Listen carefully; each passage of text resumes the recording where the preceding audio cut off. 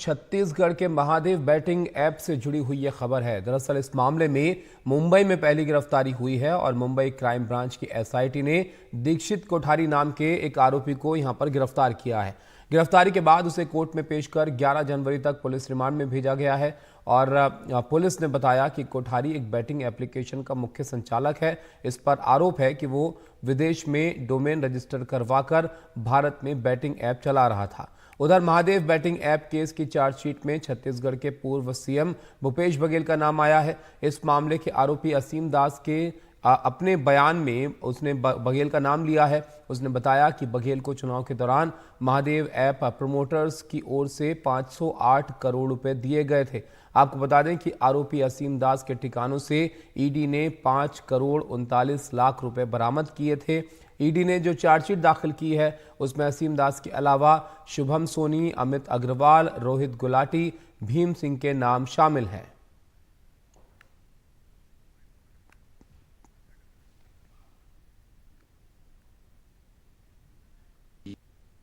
ये एक औजार, एक हथियार सा बन गया है भारतीय जनता पार्टी के लिए, विपक्ष के लोगों को दबाव में लाना और किसी तरह से कांग्रेस की छवि पे दाग डालना और चुनाव में उसका लाभ लेना। पहले ये तो स्थापित करें कि पैसा भूपेश बघेल को मिला, मनी ट्रेल कहाँ है। नगद पैसा तो असीम दास के यहाँ मिला। अब जो खुद आरोपी हो गया है, मैं तो ये मान सकता हूं कि अपने आप को बचाने के लिए उससे ऐसा बयान दे दिया जो स्वयं उसने कहा कि मेरे को दबाव डाल के बयान करवाया गया। तो उसको बचाना है, इनका नाम लो, फिर तुमको देखेंगे, बचाएंगे तुमको। भूपेश बघेल जी, छत्तीसगढ़ के आम लोगों का जो 508 करोड़ रुपए आपने महादेव ऐप के नाम से लूटा है, उसका हिसाब आपको जनता को देना ही पड़ेगा।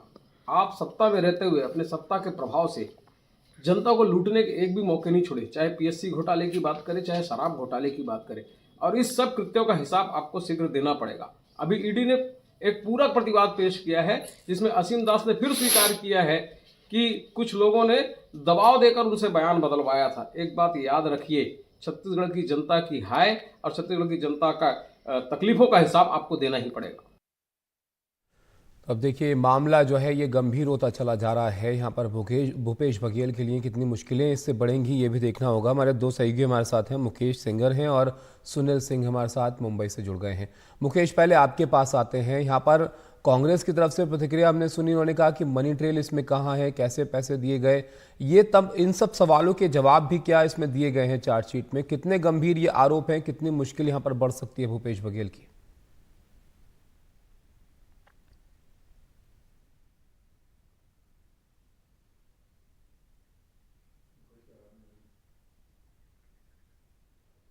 मुकेश, आपकी आवाज़ हम तक नहीं आ पा रही है, शायद म्यूट है आपका फ़ोन।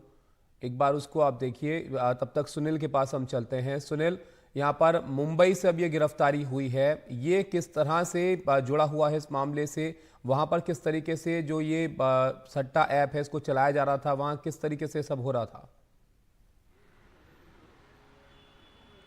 देखिए तबिश, यहाँ पर महीने भर पहले एक मामला दर्ज हुआ था माटुंगा पुलिस स्टेशन में कोर्ट के आदेश से, और उसमें ये आरोप लगाया गया था कि महादेव ऐप के जरिए 15,000 करोड़ रुपए का घोटाला हुआ है और 32 लोगों के लिखित नाम दिए गए थे आरोपियों के तहत, जिसमें सौरभ चंद्राकर का भी नाम था, रवि उपल का भी नाम था और एक अभिनेता हैं साहिल खान, उनका भी उस मामले में आरोपी के तौर पर नाम दिया गया था। तो उस पूरे मामले की, चूँकि मामला साइबर से जुड़ा हुआ था, ऐप के जरिए चल रहा था, तो ये जो मामला जो है ट्रांसफ़र होकर माटुंगा पुलिस स्टेशन से मुंबई क्राइम ब्रांच को दिया और साइबर सेल को। तो साइबर सेल और क्राइम ब्रांच को मिलाकर एक एसआईटी बनाई गई है। वो अभी तक इस पूरे मामले की गहन जांच कर रही थी। जो भी आरोप लगाए गए थे उसकी उन्होंने अध्ययन किया और अब जाकर पहली गिरफ्तारी हुई है। जो गिरफ्तार किया गया है उसका नाम है दीक्षित कोठारी।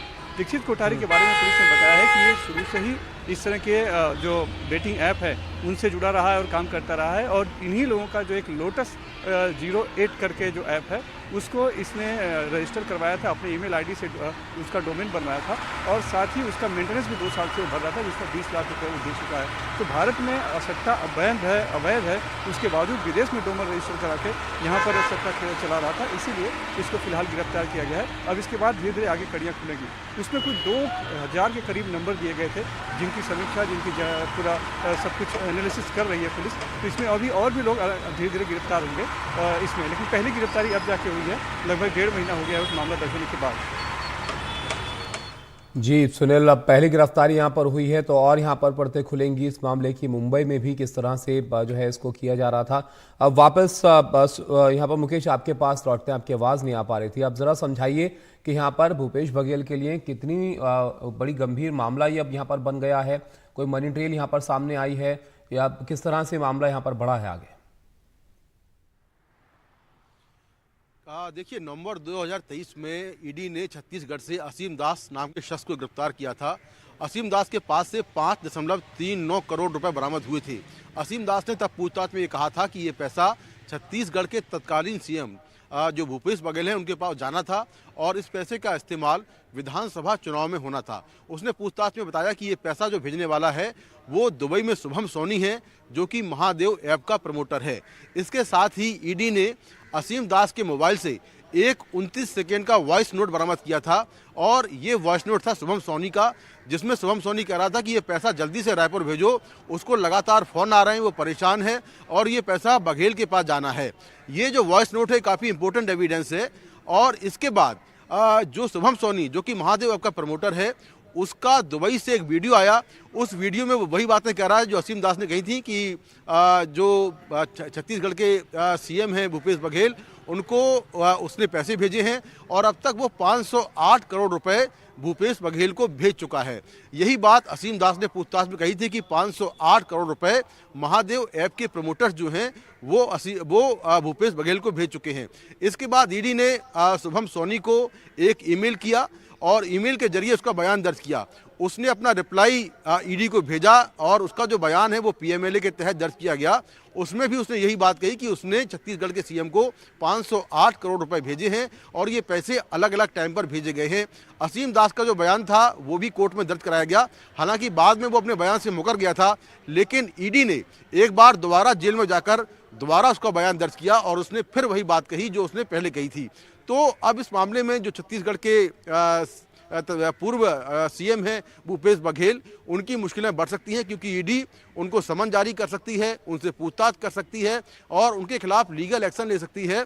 और जो पूरी मनी ट्रेल है, आखिर ये पैसा अगर आया तो कहाँ गया, इसको लेकर पूछताछ हो सकती है। शुभम सोनी ने अपनी पूछताछ में और असीम दास ने अपनी पूछताछ में ये कहा कि ये पैसा हवाला के जरिए उन्होंने छत्तीसगढ़ के सीएम को भेजा है।